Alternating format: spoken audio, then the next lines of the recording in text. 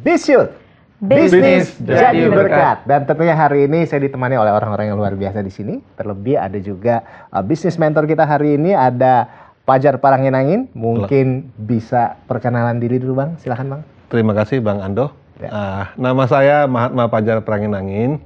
Biasa teman-teman memanggil saya Pajar. Saya senang sekali pada siang hari ini bisa berbagi dengan teman-teman. Ada adik-adik mahasiswa cerdas dari Presiden University, jadi senang bisa berbagi pada siang hari ini, Mas Ando. Luar biasa, siap. Tentunya selain ada bisnis mentor kita hari ini, ada juga teman-teman mahasiswa nih Bang, yang siap untuk belajar hari ini. Ada siapa? Ya, perkenalkan saya Rachel dari Presiden University. Saya Theo dari Presiden University. Perkenalkan saya Jeremia, sama juga dari Presiden University. Wah, ini luar biasa ini. Teman-teman mahasiswa ini udah siap belajar dan yang pasti siap untuk jadi berkat ya. Ya nggak cuma belajar doang, harus diaplikasikan nanti. Oke, siap. Dan tentunya kalau tadi kita sudah perkenalan, sekarang saatnya kita simak video profil berikut ini. Ini dia. Shalom Sobat Bisyut, saya Mahatma Pajar Paranginangin, biasa dipanggil Pajar. Berjalan dalam Tuhan membuat saya kuat dan mampu membuat keputusan penting di dalam hidup saya. Awalnya saya bekerja di sebuah perusahaan perbankan, juga di perusahaan kelapa sawit sebagai senior manager selama 22 tahun. Namun, puji Tuhan, saat ini Tuhan menyediakan lapangan pekerjaan yang baru bagi saya. Saya sebagai pengusaha kelapa sawit di daerah Riau. Pasang surut tentu saya alami dalam bisnis ini. Namun, saya terus mengandalkan Tuhan, belajar, dan berusaha hingga bisnis ini sudah berjalan 5 tahun lamanya. Pencapaian saya ini tentu tidak terlepas dari peran keluarga yang sangat saya cintai. Istri saya, Erika Martiala Barus, adalah seorang pendamping yang setia dan membawa saya bertumbuh ke arah yang lebih baik. Ia juga adalah sosok ibu yang luar biasa, yang mampu mendidik anak kami dengan penuh kasih. Saya mempunyai seorang anak bernama Isabel Melisa Paranginangin. Saat ini anak saya sedang kuliah di salah satu universitas di Jakarta semester 5 dan nilainya sangat baik.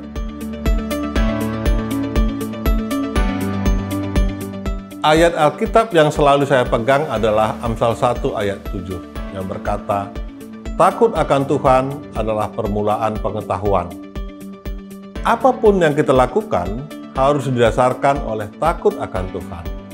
Dan hal tersebut yang saya terapkan dalam kehidupan pribadi dan keluarga.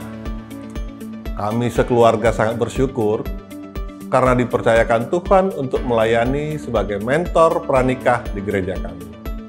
Sungguh, kebaikan dan kemurahan Tuhan begitu besar kami alami. Mari hidup takut akan Tuhan dan terus mengandalkan Tuhan dalam segala hal. Percayalah, bagi Tuhan tidak ada yang mustahil. Tuhan Yesus memberkati. Amin. Ya Sobat Bisyut, kalau tadi kita sudah lihat profil dari Bang Pajar Paranginangin, sepertinya sekarang waktu yang tepat untuk kita ngobrol aja langsung ya kan. One on one nih dulu nih, saya dulu nih yang ngobrol. Bang Pajar gimana, semuanya terkendali aman Bang? Aman Bang Ando. Nah, ini luar biasa, ini pengusaha yang inspiratif nih pemirsa ya. Nah Bang Pajar, kalau tadi kita lihat profil ini luar biasa, keluarga gitu ya, pekerjaan dan juga pelayanannya. Nah kalau dari keluarga sebenarnya saya penasaran, ini apakah ada turunan pengusaha begitu dari kakek, opung, habis itu ke papa mungkin seperti apa? Pengusaha juga? Sebenarnya kalau background keluarga saya nggak ada Bang Ando. Oh nggak ada background? Ibu saya hanya seorang guru. Guru SMP, pegawai negeri ibu saya. Nah, cuman sewaktu saya dulu kecil, masa kecil saya dulu, saya tinggal di desa dengan nenek saya sudah terbiasa di ladang gitu. Jadi saya suka atmosfer ladang itu saya memang suka gitu. Nah, sewaktu saya bekerja di corporate banking, saya punya nasabah yang plantation industries kan. Jadi saya belajar tentang plantation. Bagaimana hitung-hitungannya, bagaimana prosesnya, saya pelajarin.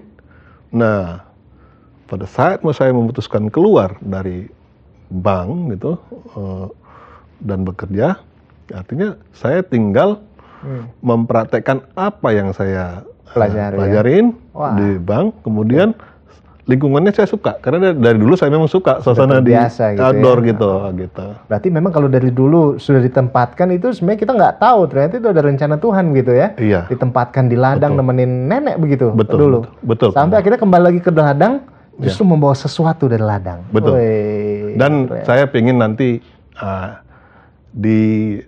dari kebun saya ini saya juga bisa menjadi berkat, Bang Ando, di lingkungan. Karena saya bisa merasakan bagaimana susahnya ya kehidupan di desa gitu. Dan itu sudah saya mulai. Nanti akan saya ceritakan. Powerful.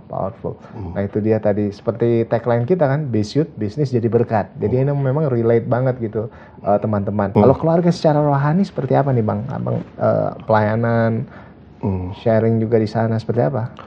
Ini juga sangat penting Bang Ando. Artinya kenapa sangat penting pelayanan ini? Ya. Saya dulu sewaktu kuliah melayani di mahasiswa. Saya aktif di pelayanan mahasiswa. Saya juga belajar di sana. Sekarang saya sudah bekerja. Saya masih melayani mahasiswa juga. Kemudian saya juga melayani di gereja saya sebagai mentor untuk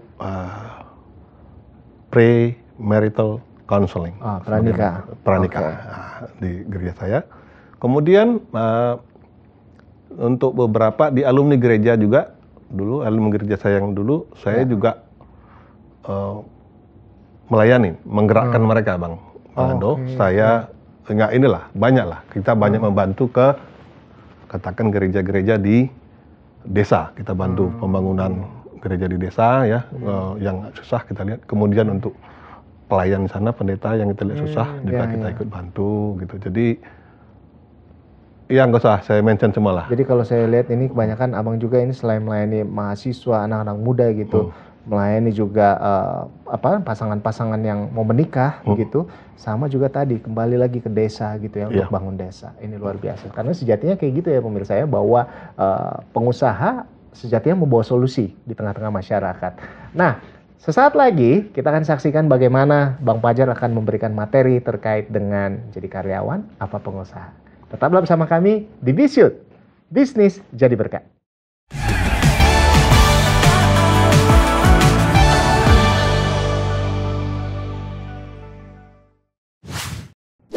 Dan kembali lagi di Be Youth, bisnis jadi berkat. Wow, dan kalau tadi kita sudah ngobrol sama Bang Pajar, sekarang saatnya kita menyaksikan materi yang akan disampaikan oleh Bang Pajar terkait dengan jadi pengusaha, jadi karyawan atau jadi pengusaha. Silakan Bang Pajar. Makasih Bang Ando. Jadi sebenarnya Bang, jadi pengusaha atau jadi karyawan itu dua-dua baik. Semua baik. Apapun kita lakukan itu harus dilakukan dengan yang terbaik, seolah-olah kita bekerja buat Tuhan kan? Yes. Ya kan? Jadi dua-dua baik. Kalau jadi karyawan gitu, kita penghasilan tiap bulan pasti income ada gitu kan, enak gitu kan, nggak susah, ada tiap bulan. Kemudian ada perasaan aman kan kalau kita jadi karyawan, ya kan, tiap bulan terima, biar kata hari ini datang topan gitu kan, seminggu ada topan, pokoknya tanggal 30 gua gajian lah gitu kan, mau hujan mau gimana tetap gajian gitu. Jadi ada perasaan aman. Kemudian di hari tua jangan khawatir, ya kan, perusahaan sudah memikirkan pensiun kita gitu kan. Jadi enak jadi karyawan. Lingkungan kerja kayak kita ini nih pakai AC ya kan, nggak panas, adem, enak gitu. Tapi ini yang membuatkan kita jadi berada di zona nyaman. Pertanyaannya adalah apakah zona itu betul-betul nyaman? Gitu kan, itu pertanyaannya. Saya tanya Bang Ando, menurut Bang Ando, kalau ada orang di dalam penjara, bagaimana caranya supaya dia tidak keluar dari penjara? Cara terbaik agar dia tidak lari dari penjara?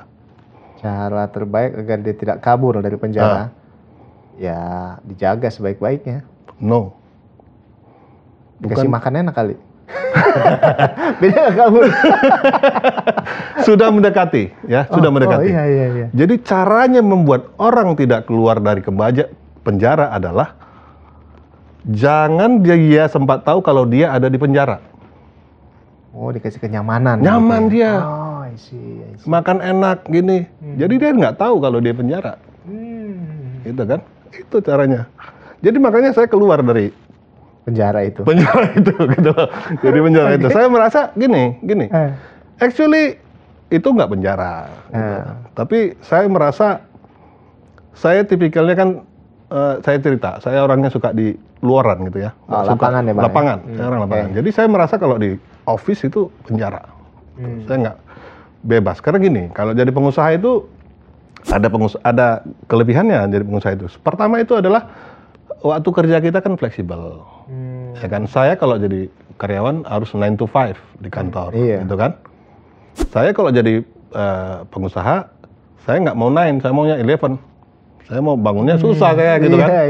Saya mau bangun jam 10 Nanti, nggak apa-apa. Saya nanti kerja sampai jam 12 malam. Bisa saya atur, gitu kan. Itu kelebihannya jadi pengusaha. Kemudian tadi yang saya bilang tadi ya, pengusaha itu penghasilannya tidak terbatas. Bisa 0, bisa banyak, gitu kan. Tergantung dari kerjaan kita. Segigihnya kita gitu ya. Betul. Jadi kalau kita nggak kerja, tidur aja ya 0 dong. Nggak turun dari langit, gitu kan. Iya. Tapi kalau kita gigih, ya tentu nambah. Kalau jadi karyawan enggak, gitu kan. Mau kerja keras ya males-malesan. Iya, udah ada lah ukurannya, gitu kan. Ada ukurannya. Nggak mungkin tiba-tiba gajinya 3 kali lipat bulan depan, gitu. Jarang sekali gitu. Nah, itu katakan ya. Kemudian sebagai pengusaha kita juga punya kebebasan mengimprovisasi. Yes. Ya, apa usaha kita terus kita improve, kita hal-hal yang baru. Kalau di kantor nggak bisa. Ada aturan mainnya, ya kan? Betul. Kalau Mas Ando disuruh misalnya jadi wawancara saya begini kan ada aturan mainnya kan? Iya. Bang Ando nanti habis ini gini, nggak bisa improve. Kenapa saya beralih ke perusahaan sawit gitu ya? Karena gini, dulu sewaktu saya bekerja di perbankan, saya sudah belajar tentang sawit. Begini Bang Ando, sawit terkait dengan nasabah tadi ya? Nasabah saya tadi. Oke. Begini, contohnya begini Bang Ando. Katakan kita beli sawit umur 15 tahun sudah berbuah. Oke. Umur berbuah. Kita beli katakan harganya 100 juta per hektar. Ya kan? In average ya, 1 hektar itu menghasilkan 1,5 ton. Oke. Buah per bulan. Harganya saat ini katakan 2.000. Artinya kita peroleh 3 juta kan? 1,5 kali 2, 3 juta. Iya. Kali 12, kalau setahun itu 36 juta. Saya beli 100 juta. Ya kan harganya. Kan 3 tahun itu udah lunas. Iya kan? Iya. Katakan adalah biaya-biaya lain. Katakan nggak sampai 3 juta lah, katakan 2,5. Ya 4 tahun udah lunas. Padahal 4 tahun udah lunas. Padahal kalau sawit itu, misalnya saya kebetulan usahanya sawit. Iya. Padahal sawit itu saya beli umur 15 tahun, dia berbuah sampai 25 atau 30 tahun. Ya. Jadi saya beli 15, nanti di umur, katakan saya ini sampai umur 20, membayar buat dia gitu, eventnya, saya masih panen 10 tahun lagi. Buat saya keuntungannya, itu baru buahnya. Tanahnya juga naik kan. Ya. Gitu. Tanah itu harganya juga naik. Jadi itu makanya saya memutuskan untuk berusaha sawit. Jadi pengusaha. Berusaha sawit gitu. Oke. Sebenarnya ada lagi lebih untung. Lebih untung lagi Kalau kita tanam dari awal. Ya. Nah, dari awal kita buka lahan, katakan 30 juta 1 hektar. Kita buka lahan, biaya saya sudah hitung biaya untuk lahan itu kita tanam sampai berbuah itu sekitar 25 juta. Jadi modalnya hanya 55 juta dalam 4 tahun. Dia sudah berbuah. Nah, kalau yang tadi kita beli itu kan 100 juta. Ya. Kalau ini hanya 55 juta. Tapi kita harus nunggu 4 tahun lagi supaya berbuah. Nah, yang 100 tadi, begitu kita beli sekarang besok udah bisa panen. Nah, itu bedanya. Jadi ada hitung-hitungan lah di sana. Jadi ada plus minus lah kita mau beli lahan baru atau yang udah berbuah. Udah berbuah. Gitu.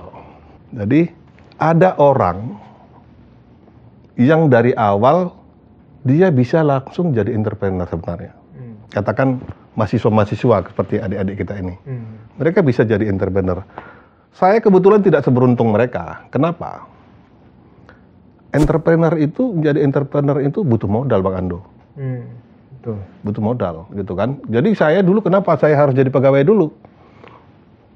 Karena kalau saya tiba-tiba lulus, pengen jadi pengusaha, pakai uang siapa? Iya, berarti harus ngumpul modal dulu ya Bang? Iya, itu masalah saya dulu. Yang mungkin adik-adik ini jangan sampai mengalami masalah itu gitu, bisa. Tapi walaupun demikian kalau kita punya kemauan pasti bisa, ya. Kemudian yang kedua modal sebagai entrepreneur itu adalah kita harus pintar mengobservasi peluang. Jadi gini, peluang misalnya begini. Ini kan saya kebetulan pernah bekerja di perbankan, jadi saya tahu bisnis. Berapa lama di perbankan dulu Bang? 22 tahun. Aduh. Udah tua tuh. Gitu. Kalau anak udah mau lulus kuliah Bang? Udah mau kuliah, udah. Kalau dia orang tuh udah mau lulus kuliah. Iya. Lanjut Bang. Nah, jadi kita sebagai pengusaha itu harus jeli mengobservasi peluang. Sebenarnya, gini Bang Ando, kebun saya kebetulan sawit. Usaha di daerah sana sangat banyak.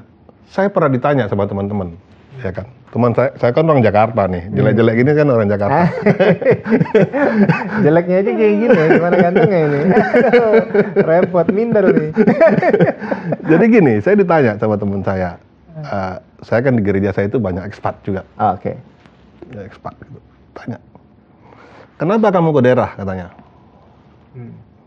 Dia kebetulan orang Inggris. Oke. Gue tanya balik ke dia, kenapa lu ke Jakarta? Kan, lu di London aja, ngapain lu di sini?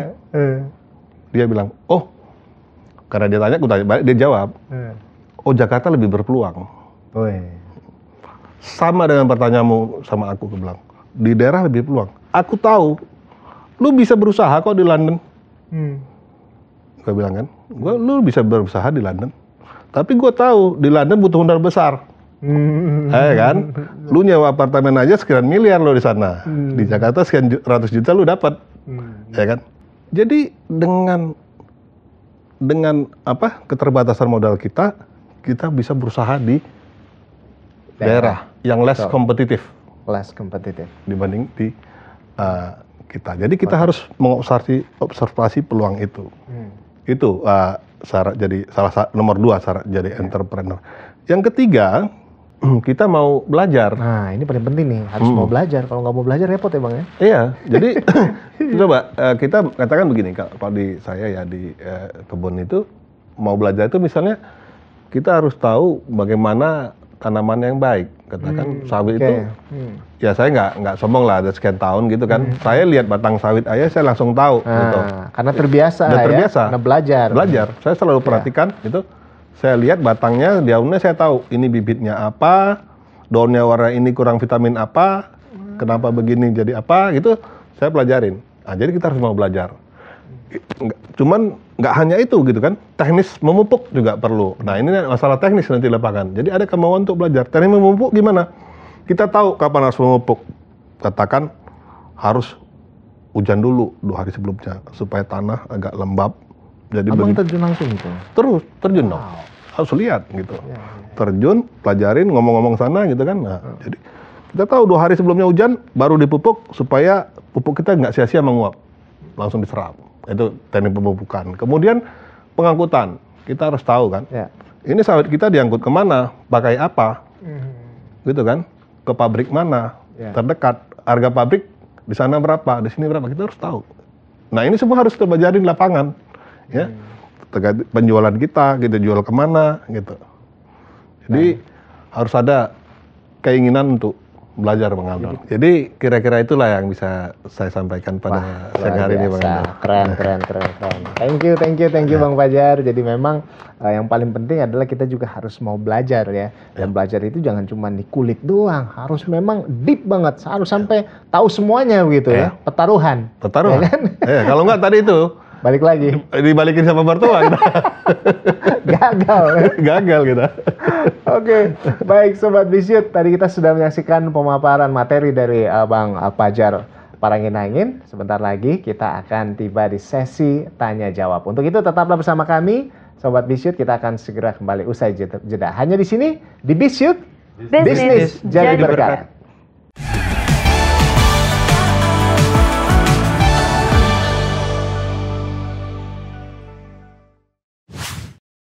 Dan kita kembali lagi di Bisyut, bisnis jadi berkat. Wow, kalau tadi kan sudah ya semuanya ya, udah pemaparan, udah nonton profil tadi. Sekarang waktunya kita tiba ke sesi yang paling ditunggu-tunggu, sesi tanya jawab. Nah ini mereka ini udah siap nih untuk udah ngumpulin peluru dari tadi nih Bang.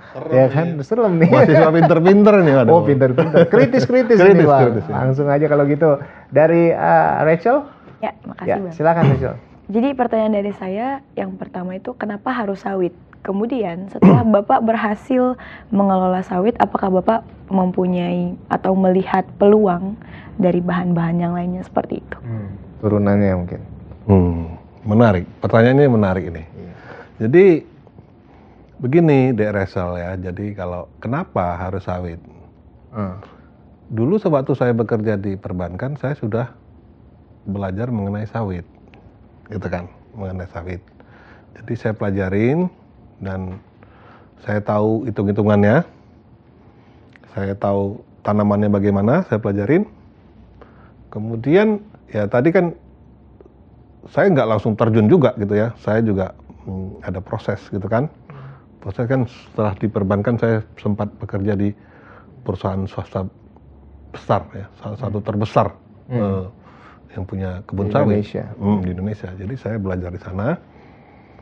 Itu sebenarnya sebelum ke sana pun saya sudah mau sawit gitu. Sana hanya untuk mengkonfirmasi diri saya bahwa ini benar. Gitu. Jadi saya sempat bekerja di sana setahun, mengkonfirmasi diri saya, udah ini keputusan saya sudah benar. Gitu. Karena saya sudah hitung dan udah konfirmasi, saya lihat langsung lapangannya. Selama setahun saya belajar. Kemudian ini menarik dari Resel ini. Apakah hanya sawit? No. Itu pengusaha itu sama kayak mahasiswa, banyak cita-citanya, sama kayak karyawan juga gitu kan. Loh kalau saya, ini kan kayak berkat kan Dek Resel. Kalau kita dikasih berkat Tuhan 3, ya harus kita manfaatkan. Ya kan? Kita kembalikan minimal 3, kok bisa 6, kok bisa 100, kenapa enggak gitu. Bukan saya memperkaya diri. Kan bisa kita dengan berkat itu kita beri ke orang lain.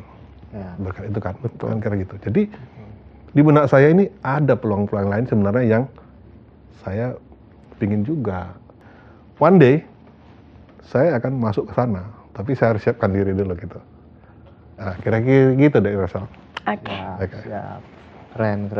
Jadi sebetulnya dari tadi ya sudah ada dari dari zamannya punya nasabah tadi di bank sampai akhirnya itu titik awalnya. Nah, kalau ditanya sekarang ini sudah bercabang lagi nih, udah lebih banyak ya. Luar biasa Bang. Tentu kita lihat peluang yang lain gitu kan. Lihat peluang yang lain. Itulah pengusaha ya, harus jeli melihat peluang. Baik, berikutnya dari Theo. Pertanyaannya apa Theo? Oke, makasih. Nah, dari saya tuh ini sih Pak, kalau misalnya resiko apa sih yang harus Bapak hadapi ketika masa transisi dari pegawai ke pengusaha? Nah, sama apa yang bikin Bapak yakin kalau misalnya bisnis yang Bapak akan jalani ini itu worth it buat dijalani? Jadi tentu ya, tadi kita cerita juga bahwa jadi pengusaha itu tentu ada risikonya. Tetapi kita harus meminimisir risiko itu. Katakan begini dek Theo, saya beli lahan, ya kan? Katakan terjuta saya sebut ya, dia masih berbuah 25 atau 30 tahun, gitu kan? Kalaupun harganya pun turun, nggak jelek-jeleknya kalaupun katakan sawit itu mati terbakar, tanah nggak bisa terbakar. Tanahnya masih laku saya jual. Nah gitu. Jadi resikonya menurut saya ini untuk pebisnis pemula atau karyawan yang menjadi pebisnis ini sangat kecil. Itu yang membuat saya memutuskan di situ. Begitulah ya kira-kira Theo ya. Aman? Aman. Siap. Kalau gitu selanjutnya kita langsung ke Jeremia. Oke, jadi kan kita temanya hari ini karyawan atau entrepreneur. Nah, tapi bagaimana kalau karyawan sambil dia entrepreneur juga? Double job gitu ya? Iya, double job. Ini menarik, pertanyaan menarik. Tapi gini, bisa, dua-dua bisa. Tapi ingat deh ya, ada pepatah di Inggris, ya kan, ini bilang, saya tidak pernah mengerjakan pekerjaan saya dengan satu tangan, kalau bisa saya kerjakan dengan kedua tangan saya. Gitu. Artinya begini, kalau kamu ngerjain karyawan di sini tanganmu satu lagi di sini jadi pengusaha, itu nggak optimal. Apakah bisa? Bisa. Tapi nggak maksimal. Nggak maksimal. Gitu. Tapi pasti ada trade off. Kecuali sudah mantep gitu ya. Artinya gini, pengusaha kamu sudah kebun itu sudah dipegang yang benar-benar orang profesional. Kamu bisa lepas. Kamu jadi karyawan. Gitu. Atau kamu karyawan dulu, belajar karyawan juga dari pengusaha, bisa juga sebaliknya kan? Itu yang saya lakukan. Sebetulnya intinya adalah fokus di sana ya Bang ya. Jadi kalau sebenarnya bisa dikerjain lah. Dua-duanya mau diambil nggak cuma 1, 3 segala macam sekalipun itu bisa. Yang penting bisa bertanggung jawab nggak di situ, bisa maksimal nggak di situ. Itu yang paling penting ya Bang ya. Semuanya sudah clear ya semuanya teman-teman ya. Aman. Sudah siap untuk mengaplikasikannya ya. Aman. Yang paling pasti harus jadi berkat ya kan buat orang lain, bawa solusi di tengah-tengah masyarakat kita.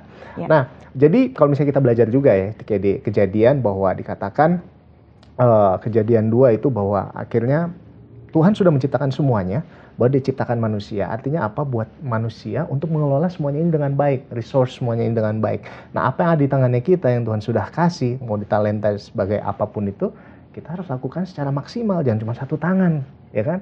Harus 2 tangan, kita harus hands on benar-benar, dan sehingga itu bisa maksimal sama seperti Kolose 3:23 bilang bahwa lakukanlah segala sesuatu seperti untuk Tuhan, bukan untuk manusia. Iya.